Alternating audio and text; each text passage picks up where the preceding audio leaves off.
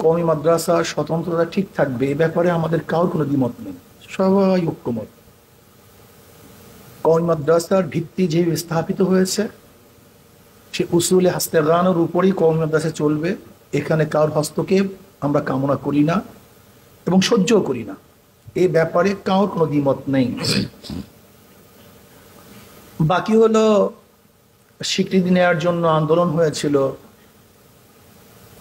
আব্বাজান রহমতুল্লাহ আলাই হসপিটালে ছিলেন বারডেমে, ওই অসুস্থ অবস্থায় তিনি দুনিয়ার থেকে বিদায় হয়ে গেছেন। সেই মুহূর্তেও শাইখুল হাদিস আজুল আকসাব রহমতুল্লাহ আলাই যখন পল্টনে এই স্বীকৃতির জন্য আন্দোলন করতেছিলেন, আব্বাজান রহমতুল্লাহ আলাই কিন্তু সেই হসপিটাল থেকে বারডেম থেকে তিনি এসছেন। শাইখুল হাদিস রহমতুল্লাহ আলাই বলছেন, আমার ডাইন হাত আমি পেয়েছি। আলহামদুলিল্লাহ সাকসেস হয়েছি, কিন্তু আসলে সবচেয়ে বড় সমস্যা হলো এই, আমাদের ওলামাই কেরামের মধ্যে তো আসলে একটু মতানৈক্য থাকাটা স্বাভাবিক, তার চেঞ্জ হওয়ার কিছু নেই। এক একজনের এক মত পথ, এর জন্য আমরা অনেক জিনিস অনেক দাবি আদায় করতে পারি না। দেখেন, আজকে 92% মুসলমান, মাত্র কয়েক পার্সেন্ট বিজাতি, এর মধ্যে হিন্দুদের পার্সেন্টেজ হয়তো বা 7 বা 6, বাকি বৌদ্ধ খ্রিস্টান অন্য সমস্ত সম্প্রদায়। কিন্তু তাদের ইউনিটি মজবুত থাকার কারণে তারা কিন্তু সকল দাবি দাওয়া আদায় করতে পারে। অথচ আজকে ওলামায়ে কেরামের বিশাল এক ইউনিটি, বিশাল এক গোষ্ঠী, বিশাল এক জাতি, কিন্তু কখনোই কোনো সময় আমরা আমাদের কোনো দাবি দাওয়া আদায় করতে পারি না। এর মূল কারণটা কি? একটু ইশারা দিয়েছেন আমাদের মিজান সাহেব দামাত বরকাতুহু। অনেক উপদেষ্টা আছে, কোন উপদেষ্টার ব্যাপারে কেউ কোনো কলম ধরে না, বক্তব্য দেয় না, কিন্তু আমাদের উপদেষ্টার ব্যাপারে একজন আলেম প্রতিনিধি হয়েছেন, বক্তব্য নাস্তিকরা দেয় না, বামপন্থীরা দেয় না, হিন্দুরা দেয় না, খ্রিস্টানরা দেয় না,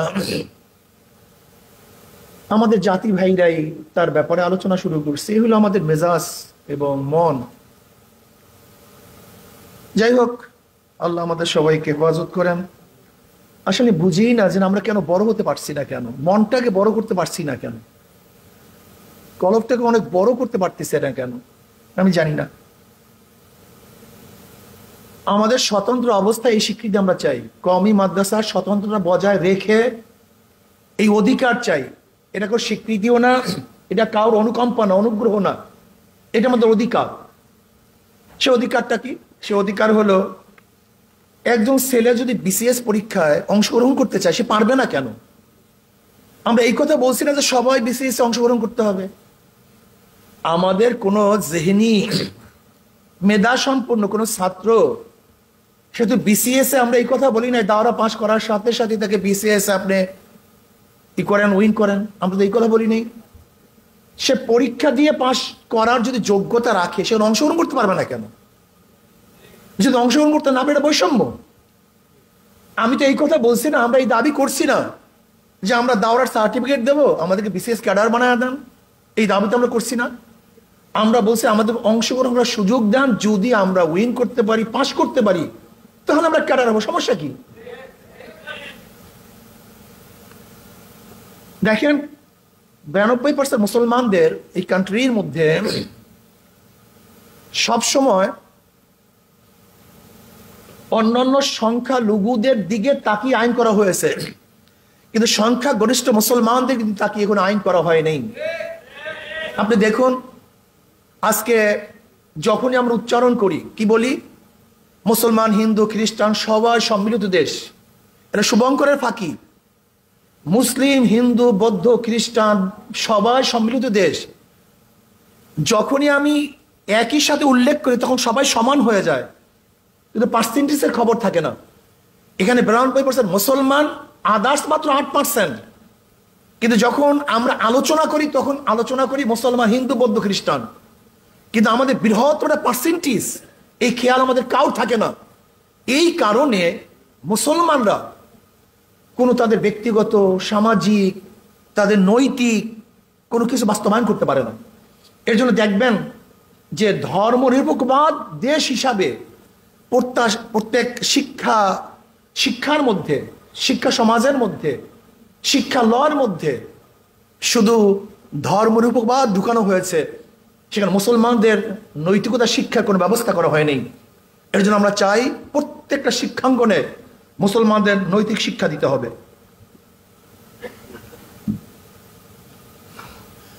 ইসলামিক ফাউন্ডেশন সহ বিভিন্ন ইসলামিক গবেষণা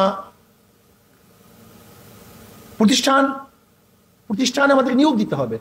দেখা যায় ইসলামিক ফাউন্ডেশনে কওমি মাদ্রাসার ছেলেরা ডাইরেক্ট নিয়োগ নিতে পারে না, সেখানে চাকরি করতে পারে না, খ্যাতবোধ করতে পারে না। আমরা চাই এই সমস্ত প্রতিষ্ঠানগুলিতে ডাইরেক্ট কওমি মাদ্রাসার ছেলেরা সেখানে অংশগ্রহণ করতে পারবে।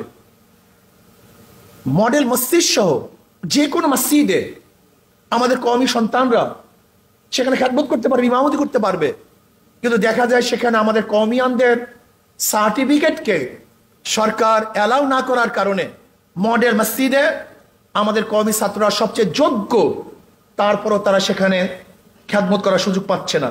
আমরা চাই মডেল মসজিদ সহ প্রত্যেকটা মসজিদে আমাদের কওমি সন্তানরা যেন খ্যাতবোধ করতে পারে। দেখেন, আজকে বাংলাদেশের সবচেয়ে বড় প্রবলেম হলো দুর্নীতি। এই দুর্নীতির কারণটা কি? অনৈতিক চাকরিজীবীরা, কর্মচারীরা সেখানে চাকরি করার কারণে আজকে গোটা বাংলাদেশে দুর্নীতিগ্রস্ত হয়ে গেছে।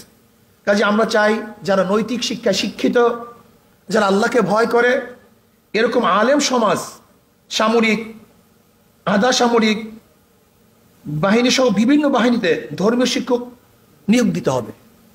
আপনার পুলিশ, মিলিটারি, র্যাব, বিজেপি সমস্ত জায়গাতে আমাদের কওমি ছাত্ররা যেন অংশগ্রহণ করতে পারে সে ব্যবস্থা করতে হবে।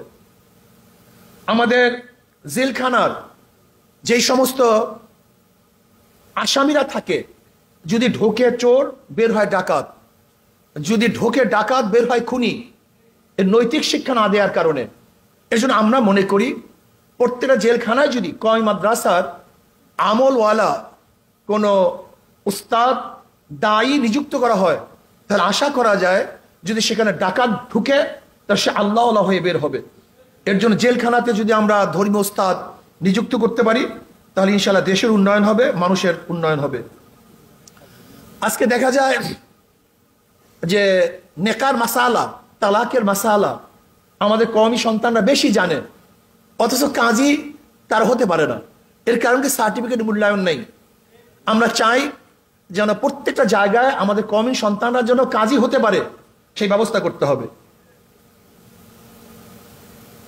এছাড়া বিভিন্ন সরকারি বেসরকারি যে শিক্ষা প্রতিষ্ঠানগুলি আছে, সেই শিক্ষা প্রতিষ্ঠানগুলিতে ইসলামিক স্টাডিজের অবশ্যই সাবজেক্ট রাখতে হবে এবং ইসলামিক স্টাডিজ ছাত্ররা তারা যেন এমফিল করতে পারে, ডক্টরেট করতে পারে এবং তারা বিসিএস ক্যাডার হতে পারে, এই ব্যবস্থা অবশ্যই সরকারকে গ্রহণ করতে হবে।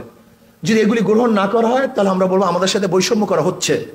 কাজে আসুন আমরা সম্মিলিতভাবে কওমি মাদ্রাসার স্বতন্ত্রতাকে ঠিক রেখে এবং স্বকীয়তাকে বজায় রেখে আমরা এই সমস্ত দাবি সরকারের কাছে আদায় করতে রাখতেছি, যেন সরকার আমাদের দাবিকে তিনি মূল্যায়ন করেন এবং এই দাবি অনুযায়ী তিনি সংসদের মধ্যে হোক বা তার যেখানে আইন পাশ করার প্রয়োজন হোক সেখানে আইন পাশ করে আমাদের হিসেবে বিদিত করবে, এই আশাবাদ ব্যক্ত করি আজকে আমার বক্তব্য শেষ করছি। আমা আলাইনা ইল্লাল বালাগ।